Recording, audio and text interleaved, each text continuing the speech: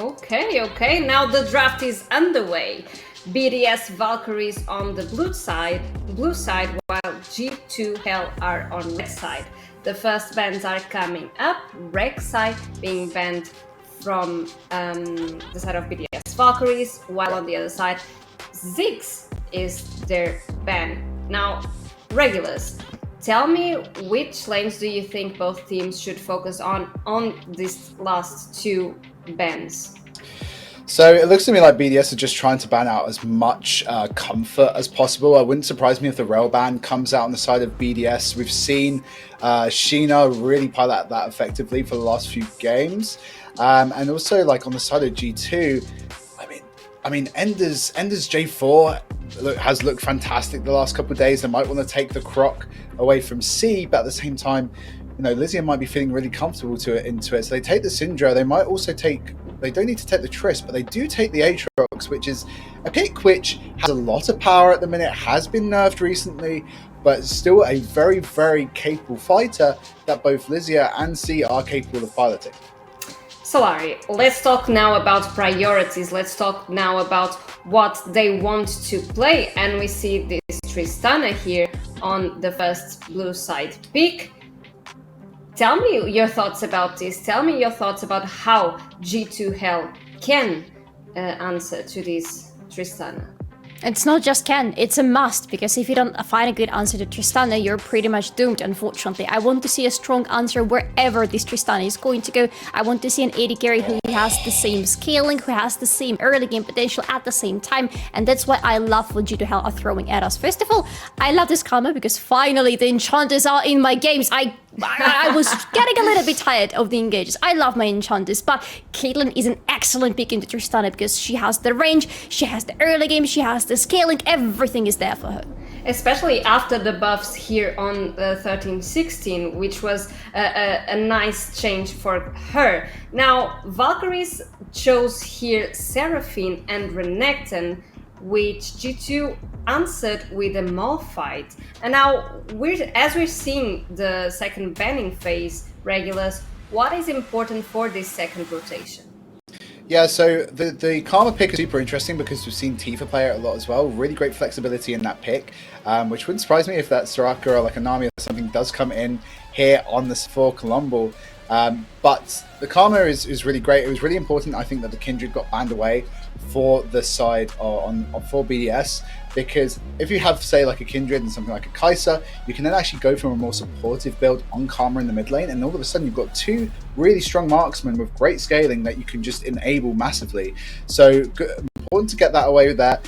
We see Sejuani comes in, so really great lockdown coming through from the side of G2, looking to really lock it in, and then answered, wow, is that a Vlad lock? I'm not too sure just yet, but Nautilus Trist, again, great engage tools, but I'd be surprised if we didn't see something a little bit more Trundly. Yes, that's what we're talking about here. The Trundle coming in, hopefully, on the side of Ender. Great pick, is able to just rip away the resistances of the Malphite, of the Sejuani. Two picks that obviously have those big bonus resistances innate in their kits. So really great pickup, I think, there for the side of BDS Valkyries. I am so happy with this R5. I mean, it's not that Morgana is fantastic at the moment, but with this Caitlyn, it can be such a strong bot lane, Solari. It is not just a strong bot lane, it is a very dominant bot lane, and they need a lot of power there because Nautilus is not going to let anybody live on his lane. Seraphine, who apparently is going to the bot lane as well, which I personally absolutely love, but she has range for ages and she has the healing, so it's really hard to find a decent answer for her, for this combination rather, on the lane in the early game. Morgana provides much more pressure than Nautilus, because if you are hit by her Q, it is pretty much game over for you. Go make yourself some tea. You have plenty of time, don't worry about that. Other than that, it is not just any Morgana player, it is Colombo, who has been playing Morgana quite a lot recently, and if I would trust any support with Morgana, it wouldn't be myself, but Colombo, definitely. I can't wait to see it. Now let's try to recap exactly what the two team comps want to do on the early stages of the game, or throughout the game entirely. So starting with BDS Valkyries Regulars, what do they want to do? How do they want to play? So it looks like the Valkyries are looking to play a comp that can sort of get in and out as they please. They've got this trundle, they've got lots of movement around the map, obviously with the Seraphine, with that extra movement speed. So there's a lot of flexibility with how BDS can pick and choose how they play this. They've got really great pick potential, obviously between, you put a trundle pillar down, it becomes really awkward for sort of a Caitlyn or even the Morgana to navigate in these bot lane ganks. And then you have the lockdown there, obviously, with the Nautilus as well. So there's a lot to like, although there is so much emphasis, I think, on Shah getting really into this game and being allowed to scale. Because don't get me wrong, Seraphine scaling is great and all, but when you've got like a Black Shield coming in, when you've got Karma shielding, there's just, and obviously those extra resistances, there's just so much for this this pop star to get through. Coming through from the bot lane. Solari, how would you play the Seraphine? What would you, be sure to take care about? As a Seraphine, you need to decide always what exactly you want to do in the game. Do you want to be an enabler, the good old Moonstone Seraphine coming from the bot, from the mid, anywhere else? Or do you want to be the one who is going to deal damage? And the thing is, if the early game goes well for Tristana and Renekton, you don't need to worry about damage whatsoever. There is going to be plenty of it available for your team. Thus, it's going to be, of course, only the AD damage, but you can help them out a little bit and it's going to be fine for your team. But it all comes down to how the early game goes for BDS, because this trundle has a lot of job. This trundle needs to be everywhere. Mid lane, top lane need to be heavily accelerated, because otherwise it's going to be so tough for BDS. It is, because on the other side we have a really interesting comp from the side of G2 Hell Regulars. We have that bot lane, which is such a strong side bot lane. We have that Karma that can also go and enable the rest of the team. And we have that Malphite and Sejuani. We have already seen a Malphite today making so much difference. Yeah, my only worry about G2 is if this Caitlyn does not accelerate fast enough, then they are going to be sorely lacking for damage into the later phases of the game. They really need to get going in these early phases, and that's going to require, I think, Sheena just doing a lot of really heavy work down towards this bot side to really try and get this Caitlyn going. Okay, if you had, just purely based on the draft, if you had to give the first win to a team, to which team would you? Solari. You love throwing hard questions at me, don't you? Yes. I think G2 Hell have a tremendous team fighting potential. Just insane one. With the Malphite and Sejuani ultimates, with Morgana helping out with the damage from afar, from Karma and Caitlyn, the team fights are definitely going to be in their hands. I don't think it's going to be an easy one though, and I can see so many ways in which BDS Valkyries can take the game in their hands, but just solely judging by the draft, I would actually go with BDS Valkyries. Okay. What about you, Regulus? No, I completely agree. I feel like, although there are lots and lots of tools, obviously on the side of G2 Hell, we obviously come back to like the Malphite and the Sejuani, their ability to really impact fights. I just feel like the Valkyries, especially C, back on this patented Renekton pick of theirs, they have so many ways to kind of bypass these front lines, just to really get into the back, onto Cultist, onto this Caitlyn. The depth charge goes down, heavy dive, the Seraphine follow-up. Colombo's going to have to be on point with these Black Shields. Otherwise, this Caitlyn is being taken down. Well, we shall see how both these teams are going to make it in the Rift as we are about to head inside the game. Solari and Regulus, the floor is yours. Thank you very much, Anna. We can't wait to start this series. We can't wait to go into this first game between Team BDS and G2. Unfortunately, after this series, we're going to have to say goodbye to one of these teams because only one is going to progress into the grand finals and meet Big Chroma in there. But let's see how the first game is going to look like. We definitely will need to have a lot of all of our eyes on the early game for both of these teams because it is going to be the decisive factor as to how both of these teams are going to feel later on. Oh, Eva, here we go. Don't Already do it, Eva. shenanigans. Oh, yo, she's gonna get caught in there. No, that was so damn close, Regulars. Yeah, the funny thing is that you can tell that BDS they know that there's every chance that G2 could be going for one of these sneaky death brushes. You know, it was patented by Fnatic, but I feel like G2, regardless of if it's the LEC team, if it's this team right here, this G2 hell, they are absolute heathens for sneaking into those bushes and getting those sneaky level 1 plays off. They are renowned. They're doing it again. They're trying to do it again with, of course, not to that extent that we saw in the very beginning of the game, but still, it's Clumbable and Kaltis, and Clumbable is playing Morgana 1Q, and it's going to be game over for somebody from Team BDS, or just but Kaltis with the first flight, so close. Never mind, it's just a happy little trade there, just a little hello, little love tap. Yeah, but funny enough, Team BDS read G2 very well, because you could see while G2 had so many members of the team on the bot side, there were quite some deep wards placed by BDS in their jungle. So right now, they know how exactly that Sejuani is moving through the map. They're going to be able to reach in, at least for the beginning of the game. Yeah, absolutely. I completely agree with that, Solari. Although G2 did get their little shenanigans down the bot side, I feel like the vision that was acquired there from the side of BDS is far more beneficial. Obviously, you want to know exactly where the jungler is, the way they're pathing through the map. It looks like we might see a 2-camp from the Sedge, but the cook goes in. And the flash is already immediately coming up from Morgana, because that's a lot of damage. The early game Trundle, you don't kid with this one. Oh my word. Okay, so obviously Ender is a player that we've highlighted a lot over the last couple of days. She is absolutely phenomenal, and I think, as I've said before, a real lighthouse for this team. Wow, just really great proactivity there from the Trundle. Using that information, knows that the Sejuani isn't quite on the bottom side of the map yet, but still clearing through their red as the Trundle was making their way down into the bot lane. Just really great presence of mind and usage of that vision. And right now, with no flash from Morgana, it means that a lot of that kill pressure has been taken out of G2's side. It means that for BDS bot lane, it is a little bit more breathing room for them.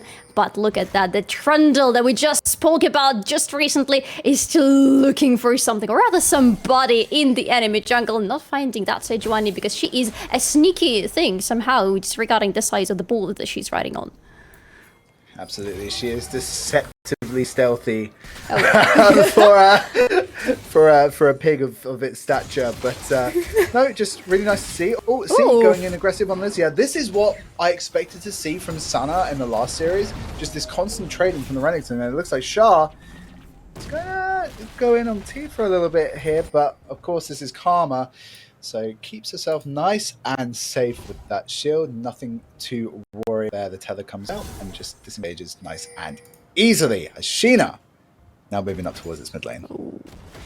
Unlike Karma, that is exceptionally hard to try to gank Tristan. You only need to try to catch her, and even though it's just the one thing that you need to do, it's exceptionally hard to do so, because she's very jumpy, she's extremely mobile, so it makes sense why Sheena is not trying to have any shenanigans started on the mid lane. However, we are slowly but surely approaching the time as when the objectives are going to be on the map. Half a minute before the first streak of the game is going to be up and running, and right after that we will start talking about the Herald. So it's a good time to look across the lanes and try to see where there is any prior available for either of the teams, because we saw a little bit of the top lane. We saw C having prime time on that Renekton there on the top lane, of course, as expected from C and from Renekton, and from C playing on Renekton. But how are the tides going on all of the other lanes? So as we look down towards this bottom lane, I fully expect this kind of advantage to come out from Cultist. Just very lane dominant, very hard to obviously lane into Caitlyn. Stratos Panda is someone who, to me, appears to be someone who is a more facilitative ADC. You know, they're not someone who you're going to expect to win lane every game, but they know exactly how to play their role really, really effectively. And for me, seeing the Seraphine pick come in is just, you know, it's indicative of that to me, and the fact that they just sort of let Shah have that tryst, I think that's something which we're going to see a lot more of in further drafts throughout the series. We see is just not letting poor Lysia leave on the lane. I mean, with the pickup of Malphite, it's pretty much obvious that G2 were counting on having Lysia as the weak side on the top lane, but poor Lysia is so behind in CS right now, so behind on her lane, because C is super dominant and she's bullying her out of the lane constantly. Not an easy one to withstand as the G2 side right now, but as long as you're not giving the kills to this Renekton, it should be more or less fine, right? I do think that as long as, the modest gold lead is kind of retained, it's not too bad, then of course Malphite will naturally become a much more useful champion later on. With that said, if you bring the Malphite too far behind, then when it comes to the team fights and you're a Trundle, all you really care about is just pressing on the Sidonians there. But now see going in aggressive. Yeah, speaking of the Asa Dominus has been available for C right now, and she has propped it in immediately, and Lizzie is suffering so much with the flash forward. Is going to be the first blood for C on the top lane. Oh, and the emotes come out as well, the little thumbs up after the solo bowler, and a very, very happy cat there in the top lane for C. This is exactly what you want from this top laner who has been so disgustingly dominant throughout much of this tournament. Oh yes, and right now this is a very happy Renekton because we've seen a lot of Renektons throughout these 2 days. And some of those were not feeling exceptionally well, especially when they're not granted any kills or any sort of lead on the top lane. But right now C is in a very good spot, had to sacrifice, of course, both of the ultimate and the flash to get this kill, but a kill is a kill regardless of what else is happening. So it's a good pickup for Team BDS. They have control over the top lane, and if you have Renekton on the top lane who has control over the lane, naturally you should be able to have control over the Heralds. Absolutely, and obviously if you really want to keep accelerating this Crocodile, you just sort of move towards this Herald, look for this objective, and then try and transition that into more plates in the top lane. Alternatively, something which we like to see from time to time is that teams will grab the Herald and then they'll just hold it, and then they'll drop it in the mid lane to create that lovely pressure that will then let them transition into a Drake. But for now, I can definitely see that being the case. Maybe to give Shah a little bit of extra gold. Obviously, you want to get this Tristana going because, I mean, there are a few things more scary than the late game Tristana, which is something which looks like Cortis and Columbo are going to want to prevent. Yes, they kind of read the same idea as you do about late game Tristana, and you're in the state totally understandable. That's why they're going to shove in the mid lane right now and rotate towards the Herald immediately to help out Sheena, who is already there together with Felicia. So G2 know that they don't have the control of the top lane. That's why they are bringing in the numbers advantage. Is there going to be any answer available from Ender? Because it's 4-man G2 strong. I don't think you want to go into that. Absolutely. No, this is absolutely fantastic here from G2. They recognize just how much pressure BDS has on the map, so they choose to sack a little bit of the bot lane there for Cultist just to bring them up, just to ensure that they get their prior, but it then means they can then transition them into this top lane. So now the lane swap is in, so Cultist isn't even going to miss that much as a result of this. So just a really cool move, but alas, you see where Ender is, in this bush, lurking, waiting to see for the dive potential onto Tifa. Can they execute it though? Because it's still hard to try to dive Tifa, but they are trying to go onto her. There's a lot of control coming in from Seraphine, but the damage from the turret has been locked up onto Ender. 3 turret shots, and it's an easy kill for Tifa. Yeah, I mean, ganking Karma is very, very difficult at times, especially when the shields do come through. You just have to time the Renekton W really carefully, but alas, there was none because the Croc was dead up in the top side. Just really awkward. If really you are going to gank that Karma, you do need to bring the Renekton down as well, I feel, because the shielding already is too much, and the Lost Chapter now in for Tifa. Ooh, that is a good one to have. And then with another recall, going to get her even in a better position for her lane, picking up the boots, picking up another boot just to read on the lane because it's going to be so easy for her going from here right now. Let's have another look across the map because there are quite some interesting things happening here with the Herald, of course, being secured by G2. Still unclear where exactly they want to release it. 2 minutes before the next Drake, might decide to keep it in their hands for a little while longer to see if they can transition from the Herald released right towards the Drake. But everywhere except for the top lane right now, it is a gold lead for G2. Very tiny one on the mid lane, but everywhere else it's a nice one, a very good one to have in the early game already. Yeah, but it looks like Sheena is just going to drop this bar perhaps a little bit earlier than we'd expect, especially if they were hoping to get towards this Drake, but alas, it's a little bit more gold in the pockets, but not too much. It's, it's a little bit of extra gold for Cultist, which is absolutely fine. Again, would have liked it maybe dropped a little bit later. Could have been something to force BDS to think about coming up into the Dragon fight, but, well, I mean, they've done it now. Shelly's been released and subsequently taken down with a couple of plates to show for it. Now, I want to have your opinion about the situation we have here between Tristana and Caitlyn, because both of these AD are super interesting to me, unless we're going to have some shenanigans happening on the bottom, because Sheena is here, and Sheena definitely is the one who wants to have shenanigans right here, right now. Ender is here as well, coming in with the pillar. Oh, that's such a nice hook immediately onto the enemies, and Clumbable goes down as the first one with a kill to Strata Spawn. They cannot continue any further, but that's a good peek up regardless. Absolutely, really nice pick there. Great Black Shield initially from Columble there, just to eat the depth charge, but alas, the pillar from the Trundle, the Trundle, that's Columbable and Trundle apparently, from Trundle gave her absolutely nowhere to go, lined her up for a perfect Nautilus hook, and then, yeah, great takedown with the follow-up from the Encore. Oh yes, the Encore was on point there, and the Encore is going to be such an important ability to have our eyes on, because with G2 having so many tools for the team fights, with them wanting to start the team fight, is going to be, in many scenarios, up to Strata Spanda to land a very good, if not perfect, Encore onto the enemies to stop them from engaging all in onto Team BDS, and that's something I personally, as a fellow Seraphine enjoyer, I'm going to be really looking forward to seeing. But right now, we have the Drake coming up, just 7 seconds, it's going to be up. You already can see the Majestic Creature appearing in the Rift, and you can see some more Majestic Creatures, such as the junglers of both of the teams being around the pit, trying to establish some vision control. G2 are starting the Drake already, have 4 members strong here at the pit, but BDS are looking for the way to go in half and have the ultimates available. No Ankle, however, on Seraphine, a lot of control just taken away from them. Who is going to take this one? So far, it's mostly G2 putting a lot of damage onto that Drake. BDS still trying to find a way in half. Evelyn ready to go in with it, who just looking for somebody to be caught off guard, but in the end, it is going to be Shuna securing the Drake with a very nice smite. Great timing again from G2 on these objectives. They've been so good at proactively moving and setting up around their objectives in this early game. They knew that there was no Encore on Stratus Panda, there was no depth charge on Eva Luna, so they knew that some of those really big, those 2 really crucial teamfight tools were just completely out of the game. Yes, and this allows G2 to secure the second dragon of the game, and we have the Hex Soul, a very good soul. Oh, that Black Shield from Columbable might have just saved Cultist from what could have been, maybe not death, because Stratus Panda was super low in health, but quite a lot of damage coming in. Absolutely, it shows that Columbo really on it today with these Black Shields. Oh, yeah. So, you know, it's good times for G2 coming in, and it looks like they might attempt to dive, but alas, Hender is there. Oh, Sheena getting caught in there, but the Black Shield allows her to get out of the turret almost safely with a nice teleport coming in from Tifa to see if any additional help needed, but no help needed because the fight does not seem to be accelerating anywhere.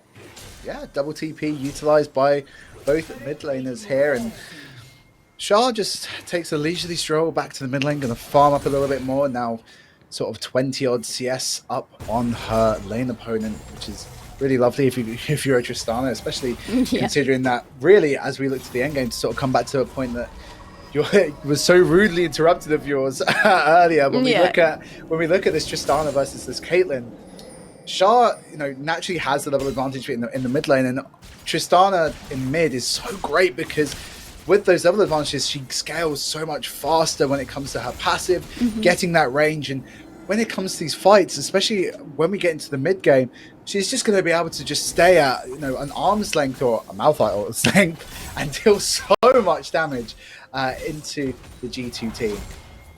I want to have a follow-up question to you right now before we jump into the next Herald of the game, which is already up on the map. How well is Cultist going to feel going later in the game? Because usually Cultist is a late-game monster, but right now Caitlyn has only 1 kill up to this moment. Is it a good enough start for her? I feel like it's okay. You know, I don't think that we've seen quite so much pressure bots from Sheena that we'd perhaps expected to see at the start of the game.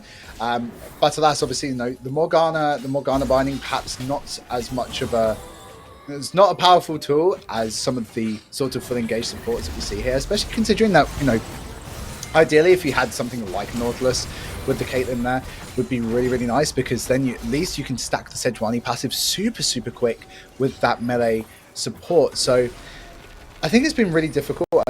You know, we expected Cultist to get ahead in this matchup, but I don't think it's super far just yet, as the big old comes in from Lysia.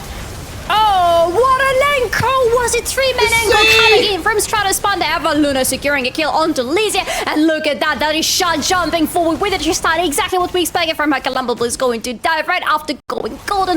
Tifa and Cultist are still trying to shoot away, but to an extent, that is not a good fight whatsoever for G2. God, you can't rock the croc right here because C is on an absolute tear, diving through the GT numbers in this fight. And my God, that encore in response from Stratus Panda was so nice, catching multiple members of G2. Just, oh, okay, well, listen, you're an unstoppable force, but hey, look, I'm a K-pop idol, okay? Like, I'm kind of a big deal here, buddy. Yeah. And sends it back. Just absolutely fantastic counter-engage coming out from BDS. I've gone through some intensive training and your unstoppable force is nothing to me, says Stratus Panda, because that ankle was a blessing to my eyes and a blessing to my soul. I feel loving hot. But the game still continues because right now, yes, there is the Herald that was, a little bit neutralized, but G2 are still sitting on those 2 dragons and we have less than a minute before the Hex Dragon is going to come up, and this soul might just be a game changer for whoever manages to take it in their hands. Absolutely, and G2 have been able to stack these Drakes so quick. It's pretty much been on the button on these spawns, and I mean the same for the Herald as well. So right now, if you're BDS, you are starting to get small edges in these fights, but you really need to start transitioning them into objectives. Otherwise, G2 are just going to have a massive advantage there. Oh yes, and no further dragons can be allowed for G2 to be taken by BDS if BDS still want to win this game and to secure the soul. But right now G2 are at the river already, have an upper hand there, have the advantage of the terrain, have the advantage of the vision. No wards whatsoever are available for BDS Valkyries, but they have C available to them. The Renekton is with the team, and we couldn't wait to see Renekton joining in the team fights, joining in, trying to go onto the enemies, onto the backline. Maybe right now it's going to be the day. So there's so much posturing here for control in the mid lane, trying to get priority so you can move in onto this dragon, but G2 already has really great vision established as they're going to start out on this Drake. Oh yes, it's going down, not too quickly just yet, but G2 are taking really careful steps towards it to make sure the PDS do not have any slippery room to go in. There is just one entrance for C, and it looks like she's going to go in there with the only path that has not been warded out by G2. It's going to be a croc flag. But the word is coming in. It's not the blind spot for G2 anymore. They know where C is. They know that C is not full health, and they're ready to answer. But is it going to be the answer they're looking for? They have been dragged away out of the pit. The Drake has been forgotten. Now it's about fighting between the teams. Who is going to get the upper hand? C is still trying to go in with some sort of a flanking maneuver, and a beautiful terrain control coming in from End. Jin is coming in with Lysia with 2 ultimates onto C, but C's healing up. The Encore is not going to hit absolutely anybody, but Lysia in the meantime is going to fall down to the enemies, and this is the Drake for BDS. And there's just not enough follow-up there from G2. They're posturing, they're pivoting, they're trying to make it happen onto this crocodile, but it doesn't matter if you imprison them, it doesn't matter if you knock them up, the Dominus will come out and they will just sustain. This crocodile with the Gore Drinker is so strong right now, and although Cultist, yes, did try to follow up with the ace in the hole, it was blocked, and so there was just not nearly enough on the side of G2. Just really, it's such a shame because the setup, the jostling, the sort of back and forth, the respect was really good. But when it came to the critical moment, the decision making just wasn't there from them. This will box me off quite a bit, and that is something we discussed during the draft. That was our biggest worry for G2's team composition, and I think we need to come back to it right now because they have a beautiful setup for the team fights. They have a lot of control, they have a lot of engage, they have a lot of those utilitarian tools, but when it comes to sheer raw damage, Kaltis is pretty much the only member of the team who is able to deal a consistent one, but she's 100. She's only 175 creeps right now, only 1.5 items in her pockets. This is not where the Caitlyn wants to be if she wants to be the sole hyper carry for her team, and she pretty much doesn't have any other choice but to be the sole hyper carry of the team. And the team is just not able to go straight on into the fights like they did previously at the Drake. They need to find some other approach to them. Absolutely, and I feel like when the Kindred got banned out in the draft, I would have actually perhaps liked to have seen the Karma actually flexed into the bot lane onto Colombo, put Tifa on something that will provide enough damage later on. Even if it's just something like the Ahri, right? Maybe put Cultist onto that Zeri.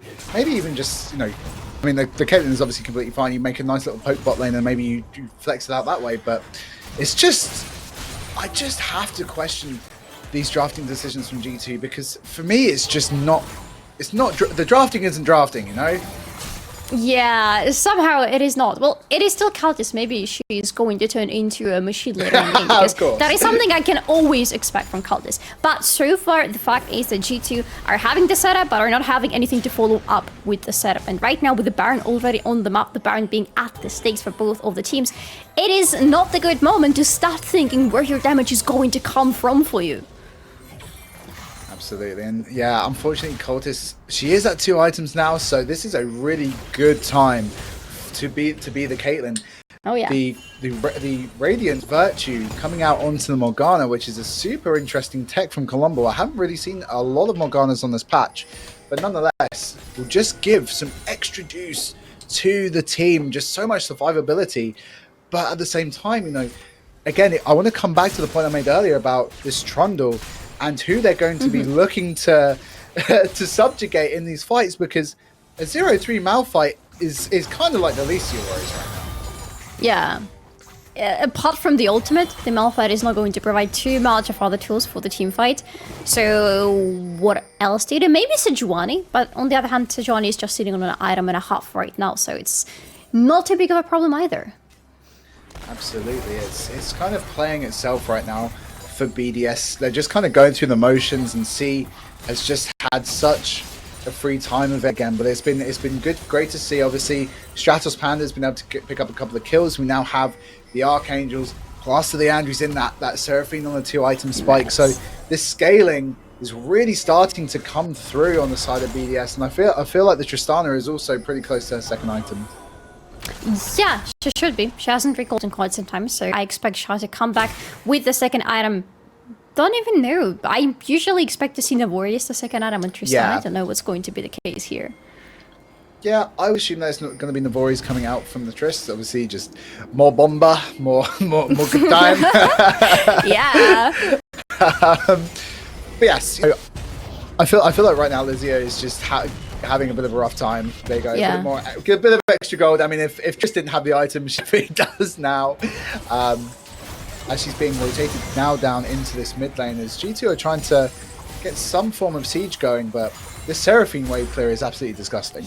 Yeah, she wave clears, she deals damage, she heals up her teammates. What is there that this queen cannot do is going to be the question. Maybe not take the Baron, even though she is trying, because Team BDS are at the Reeve right now, luring in G2 in a perfect time, because 28 seconds and the Drake is going to be up. Without this move, you would have already been at the Reaver, you can imagine, because that's what they always do. Already have the vision around it. Only a little bit, only just one word from what I can see on the minimap is available there for Team BDS Valkyries, but they need to snatch this dragon away from G2. They don't want to put them on the soul point at the same time. For BDS, they can stack up 3 Hextech Dragons, 4 Hextech Dragons even, if they're lucky. But can they do it? Because they cannot even enter the river right now. You can see them trying right now with the pillar from Trundle, but it is a no-go for them. G2 are starting to drag. Team BDS are coming in. They're closing up. C's looking for a way to go in with his Croc with the dominance available. And Andrew is looking for the way to start out the fight right just like that. The Drake is going to go down, but this is the engage. Netco is going to hit a little bit of the enemies, and this is the damage coming out of Team BDS. Shah is scoring a kill, but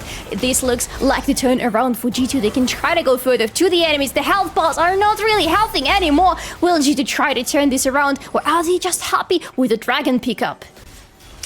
So the Radiant Virtue gets expelled by the Morgana just so early in that fight. So the team hasn't really started the fight yet, and obviously all that bonus healing has already kind of been wasted. And it's really difficult for G2 because I feel like C goes a little bit too deep. Obviously, it's a nice Seraphine ult just to get the extension onto Lysia, but she, like, again, the Renekton shouldn't die, but the damage just isn't damaging. In fact, if anything, from the side of BDS, I feel like they shouldn't have even entertained this trick in the first place. They were moving in to a very strong setup in terms of vision from G2. They could have just gone to the Baron, right? This was only the 3rd Drake for G2. They could have gone, okay, well, if you want to take this Drake, we'll take the Baron right now. We'll pressure you. We'll get more gold from the pressure we can generate from the Baron, and we'll see you at the 4th Drake. I can see the point. However, I also have a feeling the BDS are right now putting themselves in a very disadvantaged position when it comes to the Drakes, because so far for 3 Drakes out of 4 that we saw in the game, G2 had the perfect setup for it. For BDS, there was no vision available. They couldn't even enter the river every single time. There were the second ones coming towards the Dragon Pit. If they continue like that, this is going to be a soul for G2. and regardless of how bad G2 are feeling on the map right now, being 7-2, being behind in terms of the gold and everywhere on the map, they are going to suddenly feel very much better when they pick up this Hextech Soul. Absolutely, of course. No one likes to lose the Hextech Soul. Very, very powerful Drake that could potentially be coming in for G2 if they play their cards right. However, the cards are looking fairly limited on the side of G2 right now. 5k gold lead established by BDS, but it looks like Sheena's trying to assert herself back onto this jungle matchup, but not too much just that. Just trying for now. And for G2, everything is about trying. They need to keep the vision controlled around the Baron, because otherwise it could be a sneaky pickup by the side of BDS. They need to withstand the siege because it's happening pretty much everywhere on the map right now. They need to constantly be doing something about C, because this Croc is on the sidelines. This Croc is split pushing. You can never leave him alone, which means for G2, they do not have the luxury of having Lysia with them in case they want to start any fights or just have additional crowd control against Team BDS. So not a good scenario. If you're G2, you just need to withstand it for a little bit longer, but what else do they need to do? I feel like for G2 right now, they just need to continue working with the incredible macro that they've already shown in terms of being able to set up for objectives. I feel like at some point though, they are just going to have to just send it onto BDS. They need to try and get some edges back elsewhere, try and recuperate some gold where they can. We don't have objective bounties just yet for them to fall back on, so it's really difficult for them to kind of get anything too much back from the map. So they are going to have to look for picks. They're going to have to play for fights. Obviously, you have really great lockdown between the Sejuani with the Karma Tether, obviously the binding. Like you find one target and it's completely Joba for them. Yeah, you explode them immediately on the spot. They never get a chance to get out of your control because you have too much of it on every single champion. And if those are combined, it is just game over for you. You can spend the whole game of a League of Legends standing in one place, kind of playing your life choices, you know? But right now, I kind of love what G2 are doing. They are letting Cultist farm. They are surrounding her. They are keeping a hawk's eye on the Cultist to make sure she's safe at every single moment. And she's just farming up. She's absorbing in the minions and the gold, getting her items already on 3 items. By the way, we kind of missed this moment. 3 items spike on Cultist on this Caitlyn with the LDR already completed to make sure she can cut through the front lane of BDS. Yeah, that LDR coming in is going to be so clutch, but likewise, you look to Shah on the other side. The LDR is probably going to come in for her too very soon. So as we look for this Dragon Soul,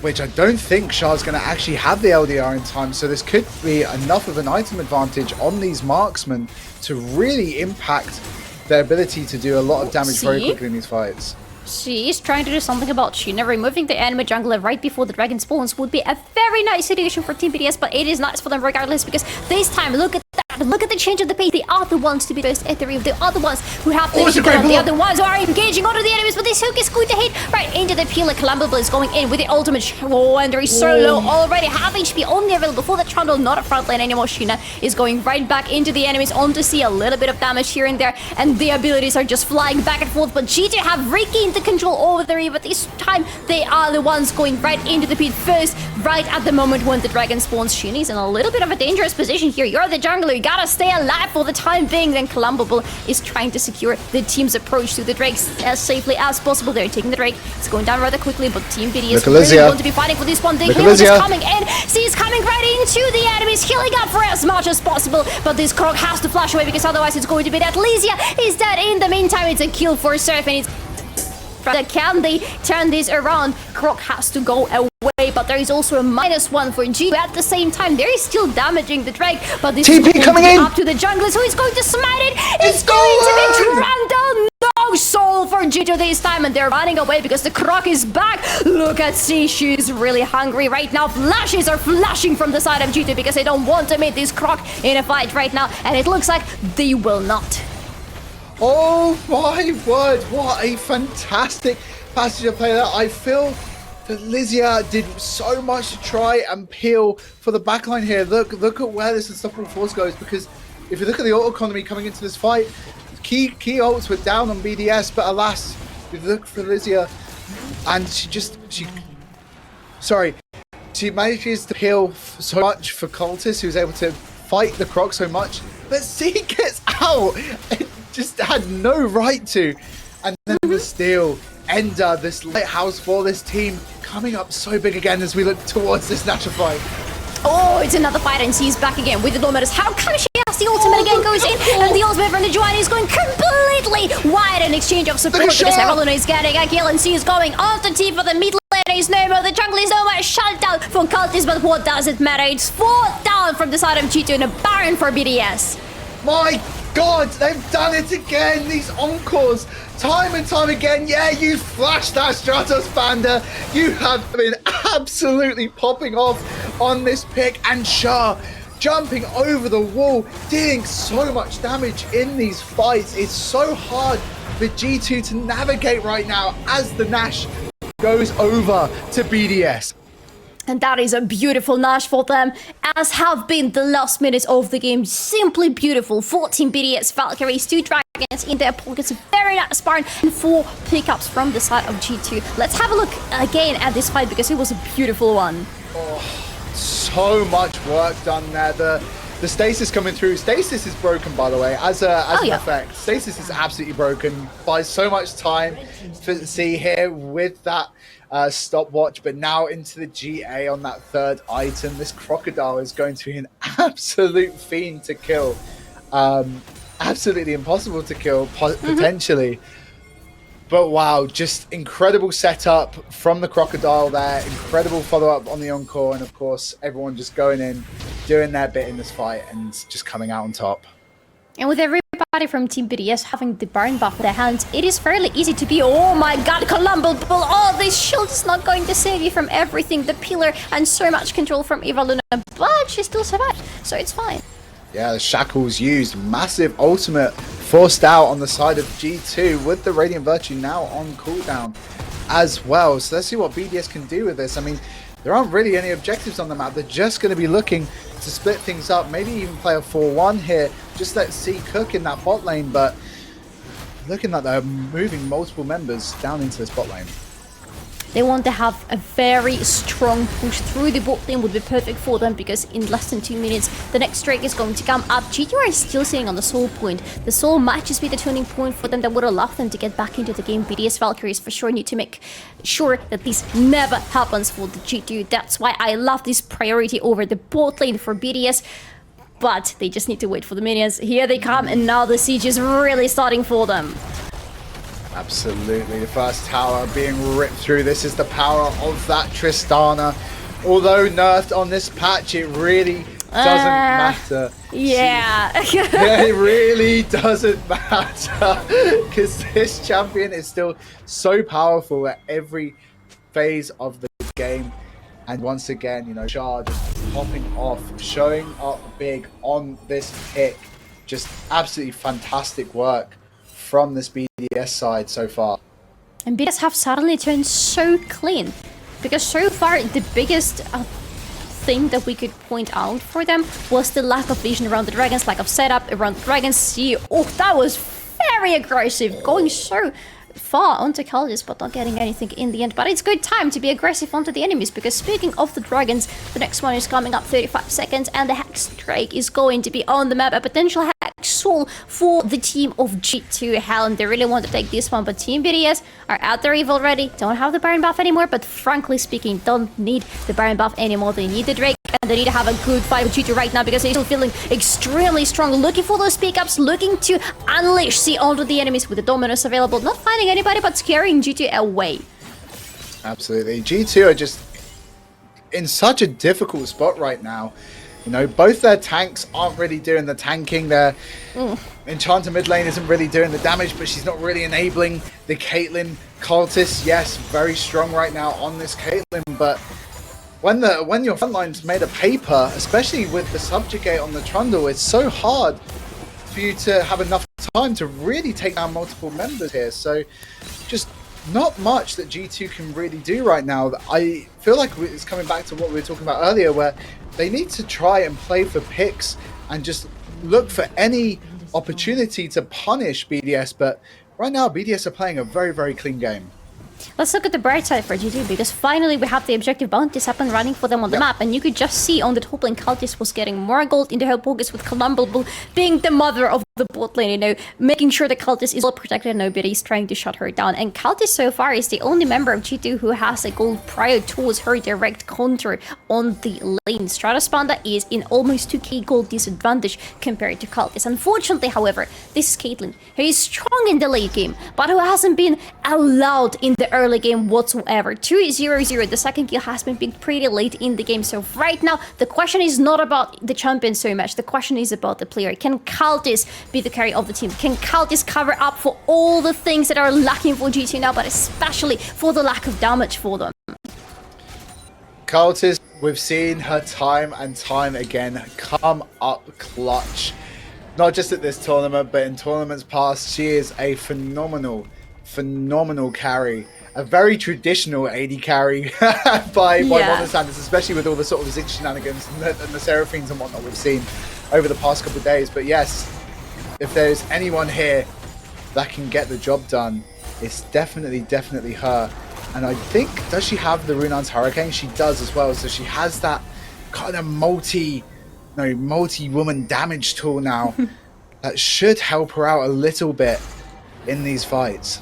Has to help her out quite a lot in the upcoming fight, to be frank, because 25 seconds before the next Baron is going to spawn, if it is the second Baron happening for Team BDS Valkyries, which for sure is something they want to make sure happens, it might just be game over for G2, because we already saw how much push BDS are available to put on the map. G2 are late to the party a little bit. They're not around the pit. There is no vision for them in that pit or around it this time, and this time it is Avalon coming in with a hook right onto Lisa. She's charmed immediately, and Sheena, sorry, that was Sheena, and she is down immediately. G2 are trying to fire back, but this is a -1 for them already in the jungler when the Baron is up on the map.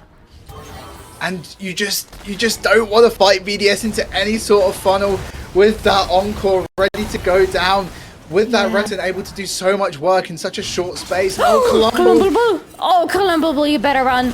This is not the fight that is taken easy or taken for granted, because she is dangerous, and Team BDS Valkyries are dangerous. They have the second Baron of the game.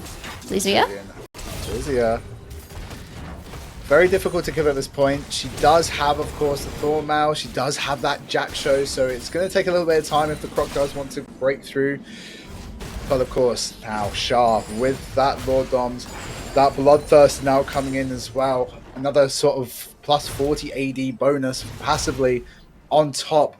Just so much damage, so much crit. Just, oh, this Tristana now is just going to rip and tear like the Doomslayer through this G2 composition. But where do we go with G2 here? I mean, it's so difficult now that the Anathemas has come out from Sheena, but I mean, who do you put it onto? Do you pop it onto the Krog? Do you pop it onto the Trist? I mean, I'd probably put it onto the Trist, but this Seraphine, the damage that a late game Seraphine does cannot be understated. It's so powerful. You have at least 3 enemy members who are dealing a lot of damage to you, so what, you would need at least 3 Anathemas trains to deal with all 3 of them at the same time. G2 of course do not have such a luxury to go into this itemization. They don't have any luxury whatsoever in this game right now. Unfortunately, they are really struggling still to this point. Cultist is the only member of their team who has any sort of gold advantage against the enemies. Everybody else is suffering, everybody else is really struggling with their items and with their position on the map, because Team BDS are taking a lot of the map control. And right now, we're at the interesting spot. 30 seconds before the next Drake is going to spawn. Regulus, both all the teams are sitting on the soul pool. Both all the team really desperately need this Drake. G2 are walking to the reef right now. Can they take this Drake and try to turn the game around? It's all going to be down to Cultist. She is full build now. She is 410 CS. Farming more than on the minute right now. She is so strong, and she hasn't died yet. Oh, so much damage. It's going to come out from this Caitlyn. That was a very risky maneuver there, but no, their ultimate is still available for Sheena. She didn't use that in the fight, so it's at least something to try to work around. C is again at the very same moment as Luna is relentless. Look at her hooks are better not look, because you're dead immediately. C is at the enemies immediately onto their backlane, slicing and dicing. Elysia is trying to serve as the front lane, buying enough time for Tifa and Cultist to get out, because nobody of G2 is getting any kills whatsoever. Stratos Panda sing us a lullaby because G2 have been told to say bye-bye in that fight. But alas, Cultist is going to be able to make the move now onto Ender, who has overstepped it just a little bit. It's a little bit more gold for Cultists, but look at what's happening at their base. There is Tristana at their base, and rule number 1, you do not leave the enemy Tristana alone. Unattended with your turret and with your objectives, because she is cutting through them, she is slicing, and so is doing her team at the same time. 2 inhibitors all down at the base of G2. This is a disaster, Regulars. Oh, it's an absolute horror, but this is the thing, right? Look, if you can't kill Cultists, just kill everyone else. Oh, a lot of control on Devil Luna, but she doesn't care. She is a tank in Nautilus. She's excellent at hooks, and she's excellent at surviving whatever the enemies are throwing at her. Maybe. Okay, that was damage. Cultist. Good to see the ultimate from Sejuani going absolutely nowhere, and teleport from Lysia, unfortunately, pretty much the same. Yeah, we did a little bit of trolling there on the Ace in the Hole. Just for fun. You're like, oh, you got this, right, Evelina? Yeah, got you. Anyways, I'm going back to the portal, so see you on the other side. Yes, obviously the ult does get forced out of the. Well, it doesn't really get forced out of the line. It's a wild bowler is sent. Unfortunately, as BDS make their way out, it's almost as if they've gone through a bit of a heist. Not quite the heist that we saw in the big G2 series yesterday, but nonetheless, it looks like they're going to be stealing away this first game. It's not even stealing. Regulars, it's not even stealing. They're just taking what is theirs. G2, unfortunately for them, were never in control at every single stage of the game. They only have 4 kills so far. Yes, the dragons were good. The dragon control was really good for them, but it stopped working at some point just because of how relentless were BDS Valkyries at getting the control and the prior on the map. And right now, they just need to reap what they have sowed already in the beginning of this game. 42 minutes in the game. Pretty much the majority of people on the map are full build, especially on the side of the Valkyries, and they're ready to take flight all the way towards the enemy base. Absolutely, and for G2 now, I mean, they don't really get any stronger, right? Like, Cortis hit that full item spike, but where else is the damage? I mean, we've spoken about the troughing time and time again, this ability. Evaluna is starting the fight single-handedly. I'm tired of waiting, she says, and goes in with a hook, and everybody else just follows up with CP at the enemies already. Some insane amount of damage and shots on their cleaning duties today. Look at that. G2 are just being cut through. They're just waiting for Cultist to wake up, and it's a nice wake up call and a goodbye call for her. Triple kill for shot and the base and the game for BDS Valkyries. And Cultist dies, and with her, so do G2 in this first game. Absolutely stunning performance from BDS as they take home game number 1. Game number 1, baby! Here we go! The Valkyries versus Hell. It is such a good name combination, to be honest. I absolutely love it. But in the end, this is the Valkyries who are taking the first victory. Just one more, and they are progressing all the way into the finals, and we are going to be witnessing today. Or maybe, just maybe, in the second game, GT are going to understand what exactly they're playing with. They're playing with fire, baby, and they are going to bring in a lot of water, or just something to cool this fire down, and maybe they're gonna take the second game. We're going to go into another series of 3. Absolutely. It is scary, Solari. It is so scary right now. For the side of G2, they had a rough end to yesterday. Will they be able to rectify it, or will they have another rough end to today as well? I guess we're probably going to have to find out very soon. We're going to have to find out very soon, my friend, and I can't wait to go into game number 2. But before that, we got to go for a short break, hydrate ourselves, and come right back into game 2.